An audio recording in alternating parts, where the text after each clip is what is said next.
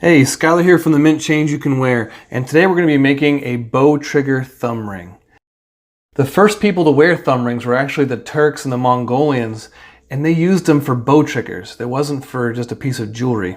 What it was designed for was to pull the bowstring back with your thumb using the thumb ring as the thing to take all the pressure from the bowstring. And when you release it, it's like a modern bow trigger, releasing the bowstring and firing the arrow. If you want to see how I make a coin into a bow trigger thumb ring, keep watching. All right, this is the coin we're going to be using. It is a 50% silver British half crown. We're going to use a 1/2 inch hole on this one, and I want the hole to start a little bit above the wording there. We're going to be using the Pepe Tools disc cutter to cut the hole. Get a scrap piece of paper and then place a coin on it so we can slide it around inside the disc cutter. Now line it up. Once you have it lined up, just crank it down. This will hold the whole thing in place. And we're going to be using the 6-ton A-frame press to cut the hole out. And here's what we end up with. Now we need to deburr that hole, sand it, and then anneal it, get it ready for folding.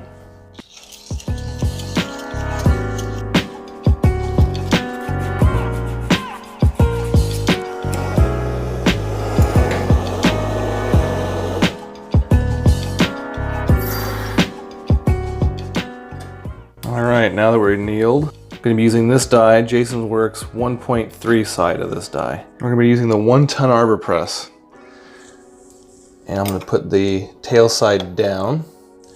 And this is going to be tricky because as you start to press this thing down, it's going to want to go off, slide down the die funny.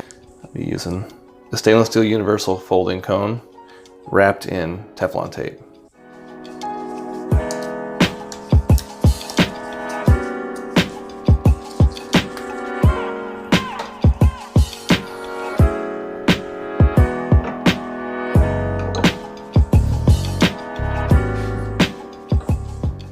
This is how far we've gotten so far. I want to stop and re-anneal it. Having a thinner side like this creates a lot more possibilities for cracks. You don't want that.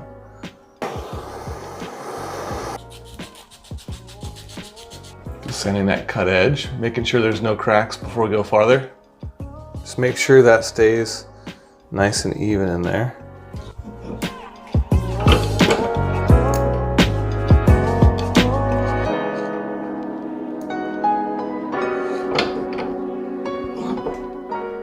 So this is about how it comes out of the die.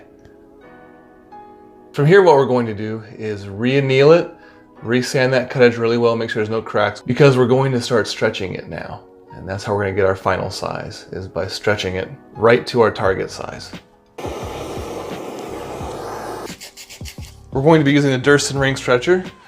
And what I'm going to be doing is putting a plastic bag over the spline so that way we don't mess up the inside detail of this coin.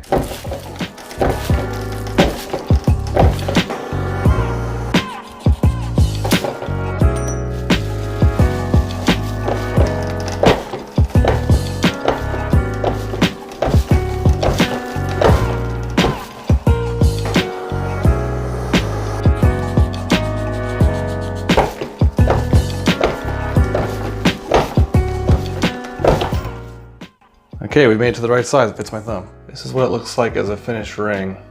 The shape is the finished shape of a ring anyway. And we can choose to try evening this side out a little bit. If you look at a lot of the traditional Mongolian bow triggers, most of them do flare out like that. But if you want to put it down in a die like that and then reduce that.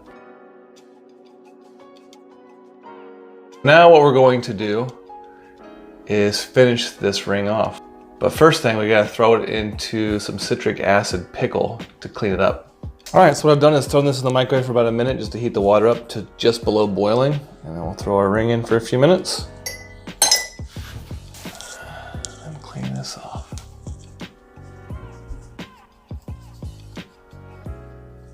All right, now we are ready for the antiquing process.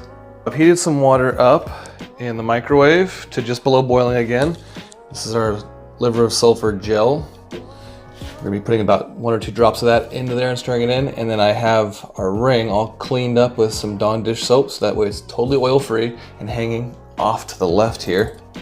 So like I said, about 1 to 2 drops is all you're really gonna need. It's about 1 drop.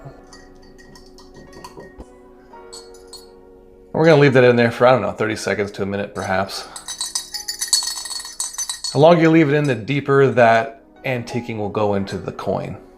This is what it looks like after the liver of sulfur process. And now what we're going to do is take some of this black off with the 4-0 steel wool and then polish it out.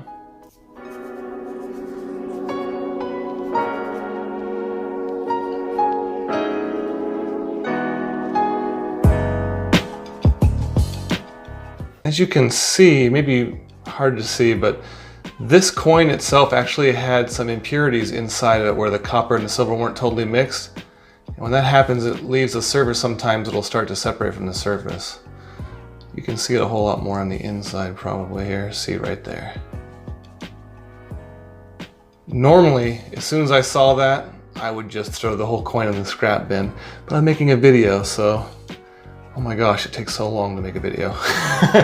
So it's gonna stay for the video, but if this was actually going out as an order, it would go into the scrap bin.